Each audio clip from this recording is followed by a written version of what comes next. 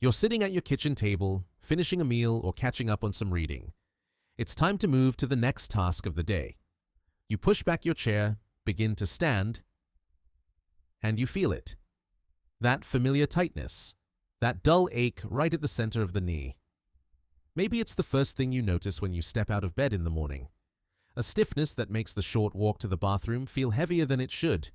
Or maybe it's the hesitation at the bottom of a staircase, that quiet internal question of whether today is a good knee day or a stiff one.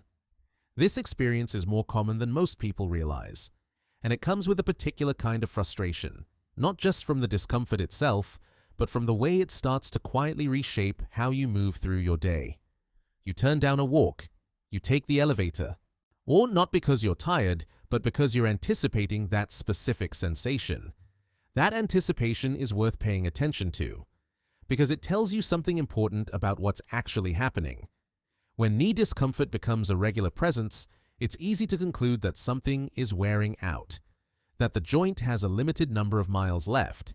That movement is the problem and rest is the solution.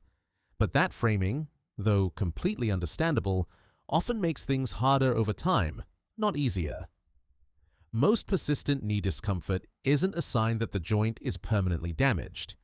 More often, it's your nervous system being protective, sending signals intended to guard an area it perceives as vulnerable. The goal isn't to fix a broken machine. It's to understand what those signals are actually communicating and what the joint needs to feel supported. Your body is adaptive, not fragile. To understand why a simple daily habit can change how your knees feel, it helps to understand what's happening inside the joint itself. Your cartilage, the smooth tissue covering the ends of your bones, doesn't have its own blood supply the way muscles do. It gets its nutrients and lubrication through movement. Think of it like a sponge. When you move, the pressure changes within the joint. That pumping action flushes out waste products and draws in fresh, oxygenated fluid. When movement decreases, that sponge doesn't get squeezed. The environment inside the joint becomes more stagnant. And that's where the rusty feeling comes from. The stiffness you notice after sitting for an extended stretch, or the ache that greets you before your body has had a chance to warm up in the morning. Surrounding all of this is a network of sensory nerves constantly reporting back to the brain. If you've had a prior injury, or if the joint has been relatively inactive for a while, these nerves can become hypervigilant. They start sending protective signals earlier and more frequently than the situation actually requires. Sensitivity is not the same as damage. It's the nervous system doing what it's designed to do, protecting an area it perceives as at risk, even when the structural integrity of the joint is more stable than those signals suggest.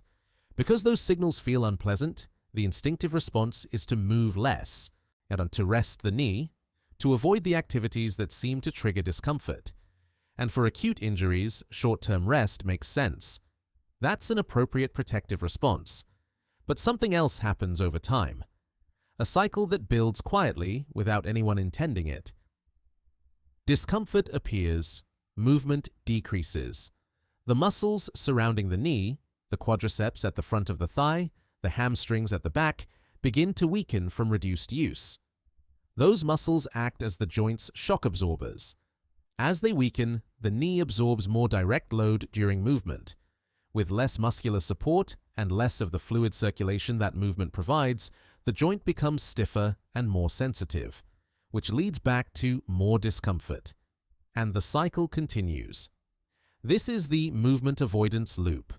Most people fall into it not from poor judgment, but from a completely logical response to pain.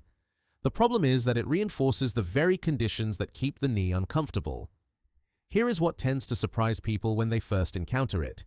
Many joints actually feel worse with extended inactivity than they do with gentle, consistent movement. The joint isn't protected by stillness. In many cases, it's deprived by it. Breaking that cycle doesn't require aggressive rehabilitation or pushing through sharp discomfort. It starts much smaller than most people expect. The most consistent principle in joint health research points toward what might be called micro-movement, the habit of never letting the joint stay completely still for extended periods. Not a structured workout, not a specific exercise program. Simply the practice of introducing gentle movement regularly throughout the day. When you've been seated for 40 or 50 minutes, a short walk, even around the room, keeps the synovial fluid circulating and signals to the nervous system that movement is safe. Seated leg extensions, gentle ankle pumps, or the simple act of standing and shifting your weight all contribute to that ongoing conversation between the joint and the brain. Another key principle is muscular engagement. Rather than focusing on the joint itself, the attention shifts to the muscles around it.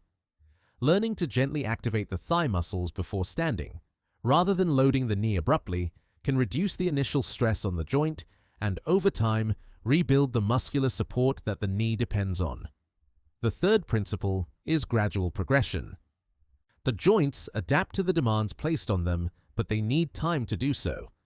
Increasing activity too quickly can irritate the surrounding tissue before it's had a chance to adjust. Slow and steady isn't a limitation here, it's the mechanism. For some people, creating a more supportive movement environment makes it easier to maintain these habits consistently.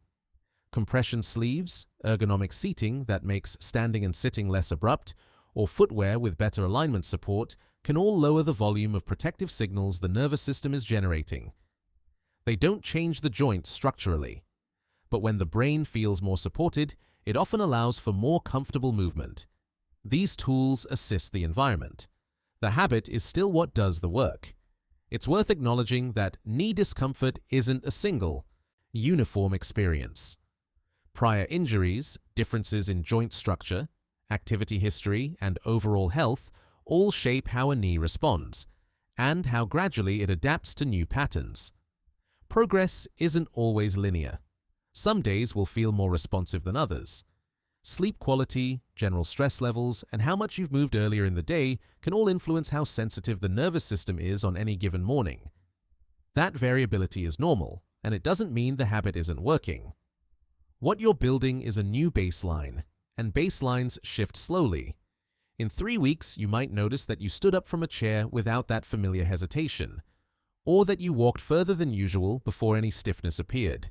Those small changes are the signal that the cycle is beginning to move in a different direction.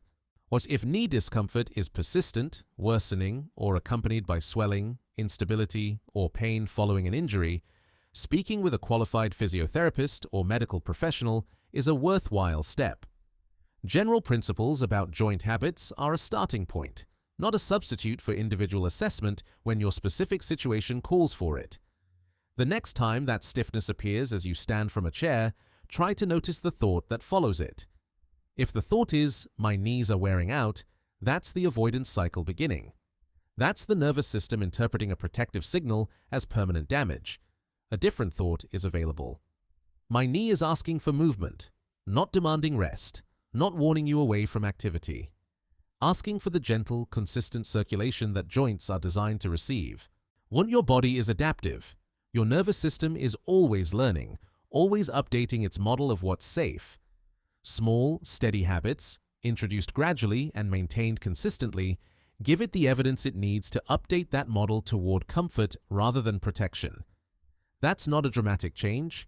It doesn't require a perfect routine or a complete overhaul of how you live.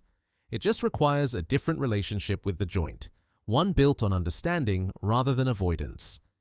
Give it something steady to work with. Go gently. And trust that gradual change, sustained over time, is the kind of change that lasts.